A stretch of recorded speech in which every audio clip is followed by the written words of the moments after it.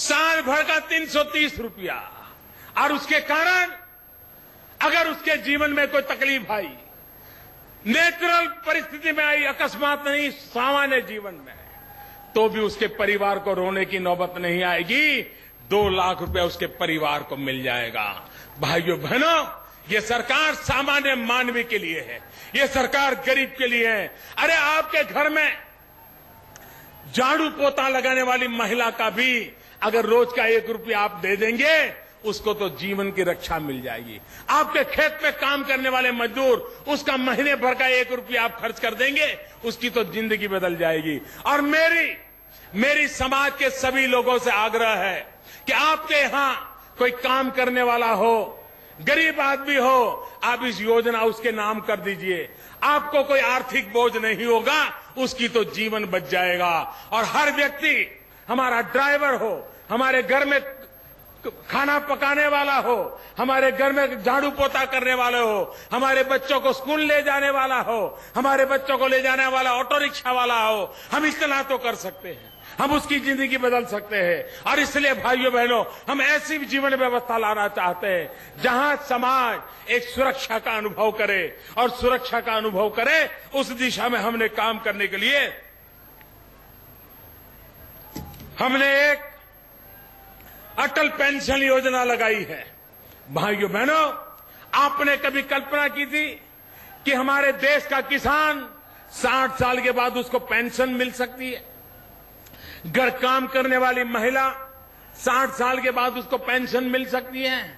भाइयों बहनों, अगर आप 20 साल की उम्र के हैं, 25 साल की उम्र के हैं, 30 साल की उम्र के हैं, और अभी से आप पैसा जमा कराना चालू करोगे, जितना जमा कराओगे उसके अनुपात में 60 साल की उम्र होने के बाद आपको पेंशन मिलना शुरू हो जाएगा।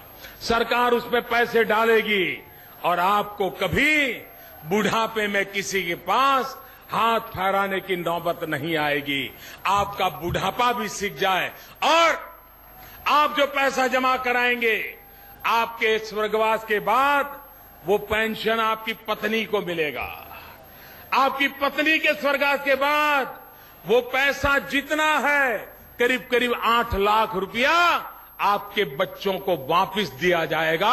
आप कल्पना कर सकते हैं एक एक जीवन सुरक्षित बनाने के लिए किस प्रकार से काम किया जाता है। इन काम को लेकर के हम चले हैं, और उसी को लेकर के आज हमारी सरकार समाज जीवन में परिवर्तन लाने के लिए प्रयास करते हैं। भाइयों बहनों, महंगाई अगर आपने ये सरकार न बनाई होती तो पता नहीं महंगाई ने क्या हाल कर दिया होता। हमने महंगाई को रोकने में सफलता पाई है। जिस प्रकार से महंगाई तेज गति से बढ़ रही थी, उसको रोकने में हमने सफलता पाई है।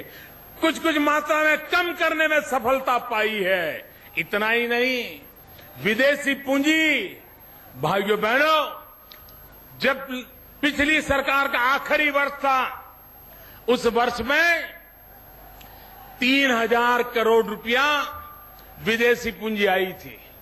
3000 करोड़ रुपया, और 1 साल के भीतर भीतर 25,000 करोड़ रुपया विदेशी पूंजी आई है। 8 गुना ज्यादा, 8 गुना ज्यादा। भाइयों बहनों, दुनिया में आज भारत के प्रति भरोसा पैदा हुआ है, और उसके कारण विदेशी पूंजी यहां आ रही है। इतना ही नहीं, पहले हमारे उद्योगकार, हमारे व्यापारी, वो यहां का काला धन जो ले जाते थे वो तो अलग, लेकिन व्हाइट धन भी ले जा रहे थे, सफेद धन भी ले जाते थे। वे अपने उद्योग यहां बंद करके दुनिया के और देशों में उद्योग लगाना शुरू कर दिया था। एक पैर यहां रखते थे, एक पैर विदेश में ले जाते थे। उनको लगता था कि हिंदुस्तान का कोई भविष्य नहीं है। भाइयों बहनों, आज मैं गर्व के साथ कह सकता हूं, 1 साल के भीतर भीतर पिछली सरकार के आखिरी वर्ष में जो रुपये हिंदुस्तान के सफेद धन विदेश चला गया था, इस बार उसमें करीब 90% कमी आई है। 90%, मतलब कि वो पैसा हिंदुस्तान में रहा, मतलब कि वो पैसा हिंदुस्तान में लगा, मतलब कि हिंदुस्तान के नौजवान को रोजगार मिला। भाइयों बहनों, मैंने आपसे कहा था हिंदुस्तान को आगे बढ़ना है, हिंदुस्तान को अगर गरीबी से लड़ना है तो हिंदुस्तान में नौजवान को रोजगार मिलना चाहिए, नौजवान को रोजगार मिलना चाहिए।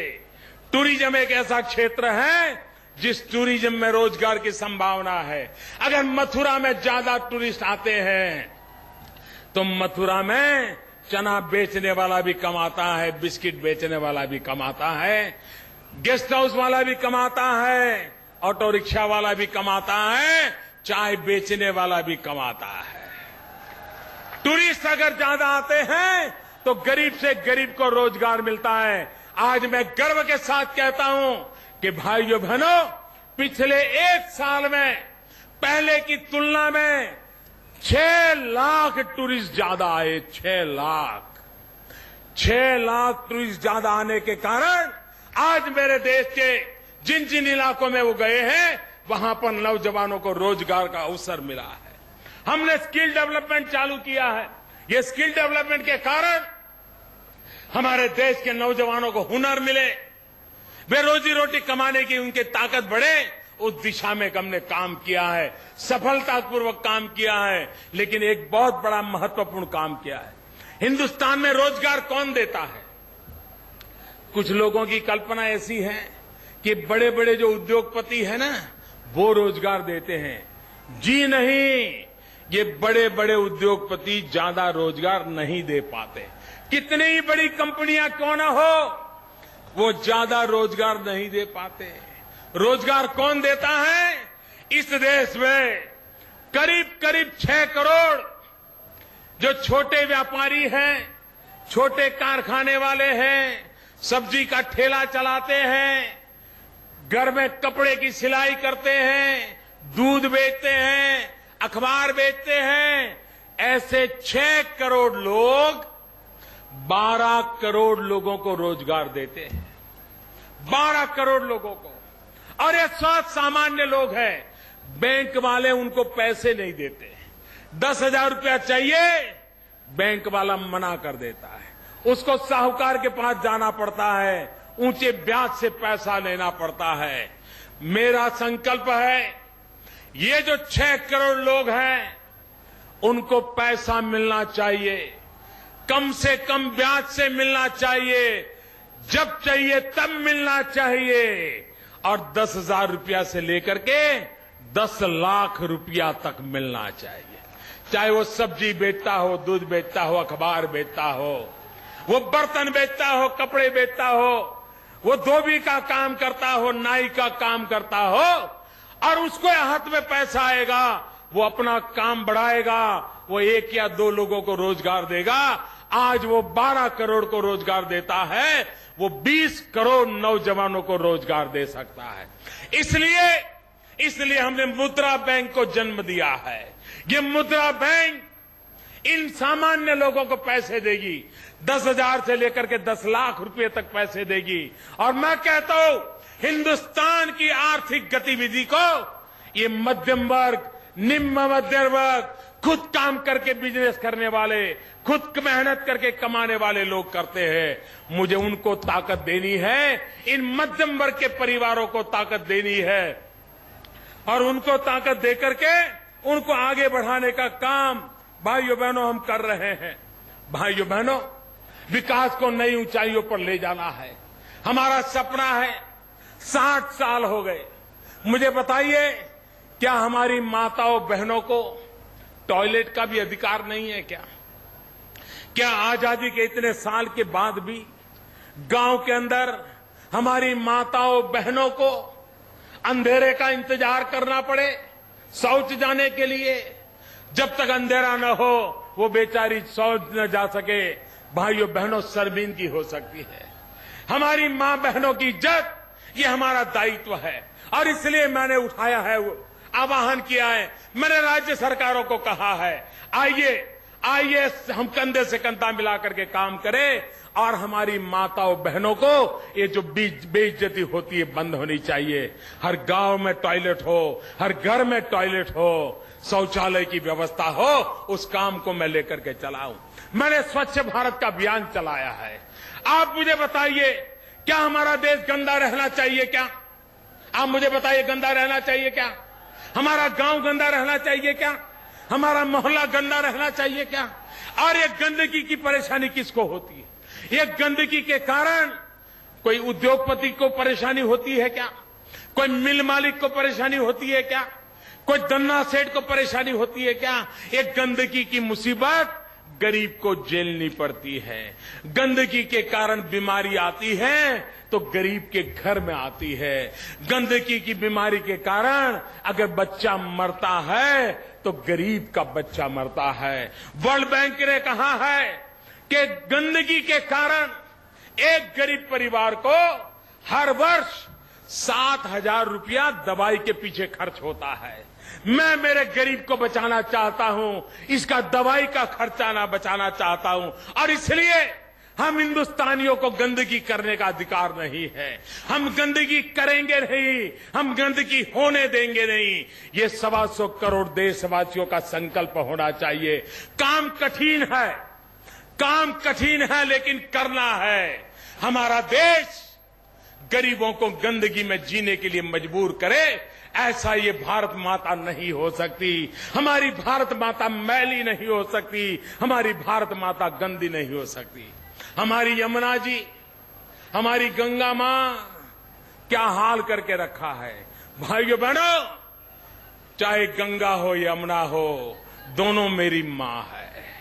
और इसलिए चाहे गंगा के पानी का सवाल हो, चाहे यमुना के पानी का सवाल हो, मैं आपको भरोसा देता हूं भाइयों बहनों, हम इन सारे कामों को करने के लिए आए हैं। इन कामों को करके रहेंगे। आपका मुझे आशीर्वाद चाहिए, आपका साथ चाहिए, आपका सहकार चाहिए। अगर ये मिलता रहा तो हम इसको पूर्ण करके देंगे। ये मैं आपको विश्वास दिलाने आया हूं। भाइयों बहनों, 60 साल के बाद क्या गरीब को रहने के लिए घर चाहिए कि नहीं चाहिए? आप मुझे बताइए, गरीब को घर होना चाहिए कि नहीं होना चाहिए? पक्का घर होना चाहिए कि नहीं होना चाहिए? जिसमें बिजली हो ऐसा घर होना चाहिए कि नहीं होना चाहिए? जिसमें शौचालय हो ऐसा घर होना चाहिए कि नहीं होना चाहिए? मैंने बीड़ा उठाया है। 2022 जब भारत की आजादी के 75 साल होंगे, तब हिंदुस्तान के गरीब से गरीब व्यक्ति के पास भी अपना खुद का घर होना चाहिए। ये काम मैंने जिम्मे लिया है भाइयों बहनों, और मैं लगा हूं पूरी देर। 24 घंटे बिजली होनी चाहिए, गरीब के बच्चों को शिक्षा मिलनी चाहिए, गरीब को सस्ते में दवाई मिलनी चाहिए। एक के बाद एक कदम हमारे देश के उन लोगों के मैं लगा रहा हूं। भाइयों बहनों, मैं एक ऐसी फौज तैयार कर रहा हूं जो फौज गरीबी के खिलाफ लड़ाई लड़ेगी। एक एक मेरा गरीब, मैं उनको इतना एम्पावर करना चाहता हूं, उनका सशक्त बनाना चाहता हूं कि मेरे गरीब भाई बहन ही गरीबी के खिलाफ लड़ाई लड़ने वाली मेरी फौज बन जाएगी, मेरे सैनिक बन जाएंगे, और गरीब और हम मिलकर के गरीबी को परास्त करेंगे, देश को गरीबी से मुक्त करेंगे, देश को आर्थिक ऊंचाइयों पर ले जाएंगे, विश्व में भारत अपना नाम रोशन करे, उस दिशा में आगे बढ़ेंगे। उसके लिए एक के बाद एक कदम हम उठाते चले जा रहे हैं। भाइयों बहनों, 365 दिन मैंने जो काम किया है, सरकार ने जो काम किया है, अगर मैं सारा गिनाने जाऊं तो 365 घंटे भी कम पड़ जाएंगे। भाइयों बहनों, हर पल नया निर्णय किया है, हर पल नया इनिशिएटिव लिया है, हर पल परिवर्तन का प्रयास किया है। और मैंने आपको कहा था, मैं कभी चैन से बैठूंगा नहीं, मैं कभी वैकेशन नहीं लूंगा, मैं कभी आराम नहीं करूंगा। मेरे भाइयों बहनों, कोई शिकायत है क्या आपकी? कोई शिकायत है क्या? जरा मुझे दोनों हाथ ऊपर करके आशीर्वाद दीजिए। कोई शिकायत है क्या आपकी? दोनों हाथ ऊपर करके मुझे आशीर्वाद दीजिए, मुझे ताकत दीजिए, ताकि मैं आपकी सेवा में कोई कमी न रखूं।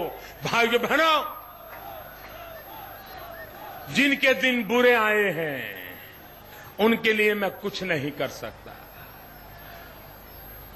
उनको चिखना ही है, चिखने दीजिए।